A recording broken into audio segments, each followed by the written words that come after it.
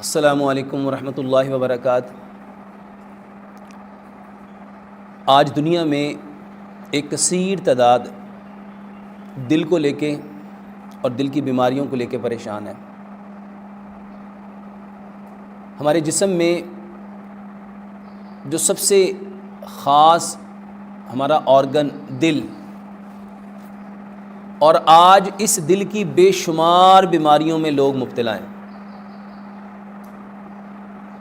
تو بہت سارے سوالات میں سے ایک سوال یہ تھا کہ ڈاکٹر صاحب کوئی ایسا طریقہ بتائیں کہ ہمارا دل مضبوط ہو، ہمارا دل قوی ہو، اور دل کے جو مسلز ہیں، جو مایوکارڈیل مسلز ہیں، وہ سٹرونگ ہوں، اور دل کو جو خون دینے والی کورونری آرٹریز ہیں یہ بھی سٹرونگ ہوں، اور جو دل کے ویلوز ہیں اور جو اس کے 4 چیمبرز ہیں، اس کے آرٹیکلز اور وینٹریکلز، اور آرٹیکلز اور وینٹریکلز میں جو ویلو ہیں وہ بھی سٹرونگ ہوں، اور جو دل سے نکلنے والی ایورٹا ہے اور دل میں واپس خون لانے والی جو وین وینا کیوا ہے یہ بھی سٹرونگ ہوں، اور یہ جو آج ویلولر ڈیزیز ہیں ہم اس سے بھی بچ سکیں، یہ مایوکارڈیل انفارکشن ہے ہم اس سے بھی بچ سکیں، یہ جو کورونری آرٹریز میں بلاکیج ہو جاتی ہے، کسی کی 2 آرٹریز، کسی کی 3 آرٹریز، کسی کی 1 آرٹریز بلاک ہو جاتی ہے اور پھر اس میں سٹنٹ ڈلوائے جاتے ہیں، ہم اس سے بھی بچ سکیں۔ یہ جو انجائنا پیکٹورس ہے، یہ جو دل کا درد ہے، ہم اس سے بھی محفوظ رہ سکیں۔ کوئی ایسی چیز بتائیں جس سے دل مضبوط ہو۔ میرے محترم بھائی اور بہنوں، سب سے پہلے یہ جانو کہ جس رب نے اس دل کو اتنا زبردست بنایا تھا، جس کی لائف ٹائم تھی، وہ آج وقت سے پہلے کمزور ہو کیوں گیا؟ ہر شخص طاقت کو بڑھانے کی بات کرتا ہے، قوت کو بڑھانے کی بات کرتا ہے، اس کو صحت دینے کی بات کرتا ہے۔ کبھی کسی نے یہ بھی جاننے کی کوشش کی دل کمزور کیوں ہوتا ہے؟ اس کو سمجھنا ہے وحی کی صورت میں، وحی کے اکارڈنگ۔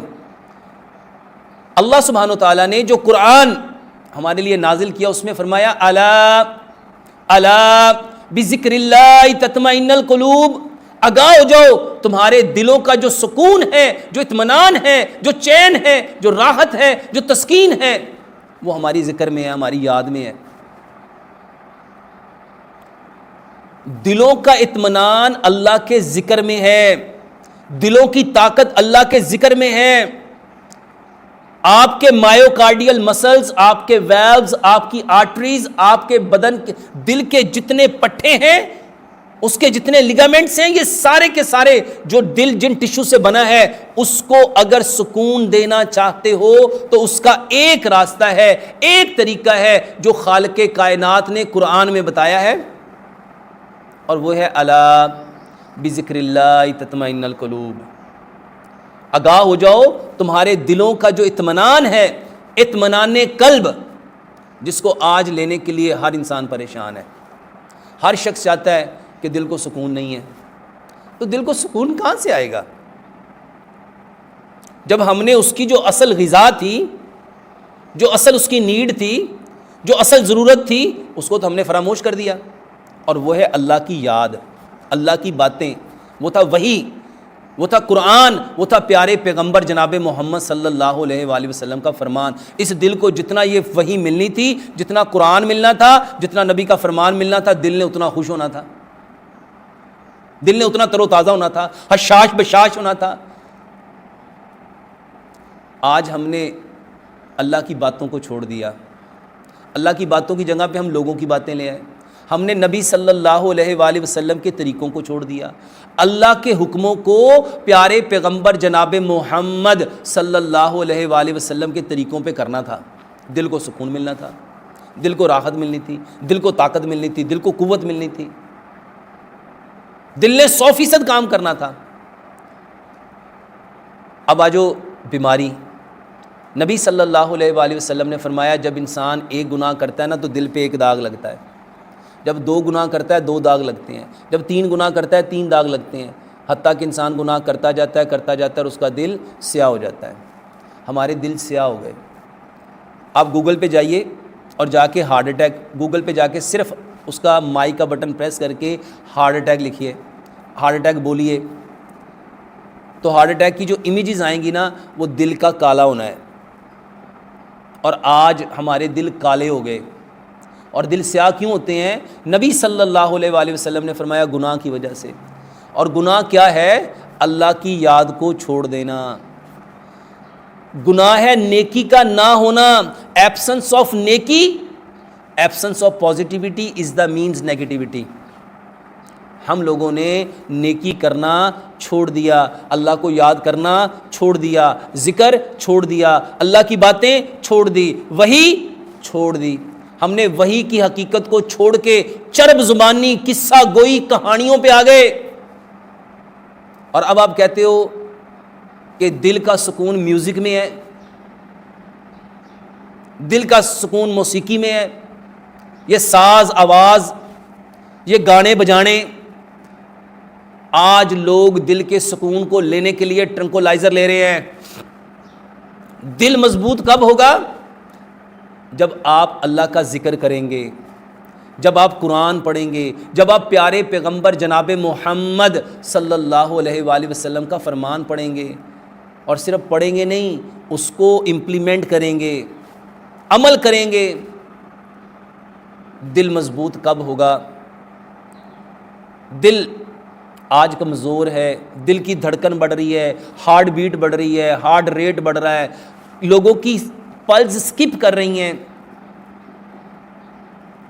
اور دل کی ہارٹ بیٹ اتنی تیز ہے، لوگ اس کے لیے میڈیسن کھا رہے ہیں. خون کو پتلا کرنے کے لیے دن رات لوگ میڈیسن کھا رہے ہیں، لیکن کوئی یہ جاننے کی کوشش نہیں کر رہا خون گاڑھا کیوں ہو رہا ہے. پتلا کرنے کی سب کو فکر ہے، ادھر گاڑھا کری جا رہے ہیں، ادھر اس کو پتلا کرنے کے لیے دوائیاں کھائی جا رہے ہیں. یہ نہیں کوئی جان رہا کہ دل کمزور کیوں ہو رہا ہے. اس کی طاقت کو ایک طرف کمزور کری جا رہے ہیں، ایک طرف طاقت دیے جا رہے ہیں. میرے محترم بھائی اور بہنوں، دل کی جتنی جملہ بیماریاں ہیں، اس سے نکلنا چاہتے ہو، ایک بار میرے کہنے پہ توبۃ نصوح کرو. جو زندگی میں پہلے کیا تھا اس کے اوپر شرمندہ ہو جاؤ، پشیمان ہو جاؤ. پہلے اعتراف کرو اللہ ہم نے صحیح کو چھوڑ دیا اور ہم ایسے کاموں میں لگ گئے جو صحیح نہیں تھا. پھر اس کے اوپر پشیمان ہونا، ندامت ہونا، ریگریٹ ہونا، افسوس ہونا، شرمندگی ہونا، اور پھر اس شرمندگی کی وجہ سے آنکھ سے آنسو کا آنا. ادھر سے بھی آنسو نکالو، ادھر سے بھی نکالو. پھر اللہ سے پکا کمٹمنٹ کرنا کہ اللہ جو پہلے ہوا میں اس کو دوبارہ ریکال نہیں کروں گا، نہیں دہراؤں گا. اور پھر اللہ اب مجھے وہ کرنا ہے جو آپ چاہتے ہیں. دل کمزور کیوں ہوتا ہے؟ جب آپ کی آنکھ وہ دیکھتی ہے جو اللہ نہیں چاہتا. اللہ سے عہد کرنا میری آنکھ وہ دیکھے گی اللہ جو آپ چاہتے ہیں. دل کمزور کب ہوتا ہے؟ جب آپ کی زبان وہ بولتی ہے جو اللہ نے حکم نہیں دیا، جو وحی میں نہیں ہے. آپ کے کان وہ سنتے ہیں جو وحی میں نہیں ہے، جس سے اللہ نے سننے سے منع کیا. آپ کا دل وہ چاہتا ہے، اس کے اندر وہ خواہشات ہیں، وہ آرزویں ہیں، وہ تمنائیں ہیں، وہ حسرتیں ہیں جو اللہ نہیں چاہتا. آپ کا دماغ وہ سوچتا ہے، اس میں وہ تھاٹ پروسیس چل رہا ہے جو اللہ نہیں چاہتا. وہ خیالات ہیں، وہ جذبات ہیں، وہ ایموشنز ہیں جو اللہ نہیں چاہتا. آپ وہ پکڑ رہے ہیں جو آپ کے لیے حلال نہیں ہے. آپ وہاں جا رہے ہیں جو آپ کے حلال نہیں ہے. آپ وہ پہن رہے ہیں جو آپ کے لیے حلال نہیں ہے. آپ وہ کھا رہے ہیں جو آپ کے لیے صحیح حلال نہیں ہے. تو میرے محترم بھائی اور بہنوں، جب تک آپ ان کو چھوڑیں گے نہیں اور ان چیزوں کو اپنائیں گے نہیں جس کے اپنانے کا اللہ نے حکم دیا، یہ دل کبھی بھی کبھی ہو سکتا، کبھی بھی مضبوط ہو سکتا، کبھی بھی اسٹرانگ ہو سکتا نہیں ہے. اپنے دل کو مضبوط کرنا چاہتے ہو تو میرے محترم بھائی اور بہنوں، وحی کو پکڑ لو، وحی کو تھام لو. وَتَعْصِمُوا بِحَبْلِ اللَّهِ جَمِيعًا وَلَا تَفَرَّقُوا. اللہ کی رسی کو مضبوطی سے تھام لو. آپ کے دل صرف مضبوط نہیں ہوں گے بلکہ اللہ آپ کے دلوں کو مضبوط کر دے گا. اور قرآن کو یہ دعائیں مانگا کرو، ان تجعل القرآن ربیع قلبی. اللہ اکبر. ان تجعل القرآن ربیع قلبی ونور صدری وجلاء حزنی وذہب ہمی. اے اللہ، قرآن کو ہمارے دل کی بہار بنا دے. قرآن کو اپنے دلوں کی بہار بناؤ. پیارے پیغمبر جناب محمد صلی اللہ علیہ وآلہ وسلم کو، ان کے اعمال کو، ان کے طریقوں کو، ان کے اسوہ حسنہ کو اپنے بدن کی زینت بناؤ. پھر دیکھو دل کیسے قوی ہوتے ہیں. اور آج تو جتنے کارڈیالوجی سینٹرز ہیں وہاں پہ باقاعدہ قرآن کی تلاوت سے قرآن تھراپی کی جا رہی ہے. وہ لوگ قرآن سنتے ہیں اور کہتے ہیں دل کی دھڑکن نارمل ہوتی ہے، ہارٹ بیٹ نارمل ہوتی ہے، بریتھنگ ریٹ نارمل ہوتا ہے، مایوکارڈیل مسلز کو ریلیکسیشن ملتی ہے۔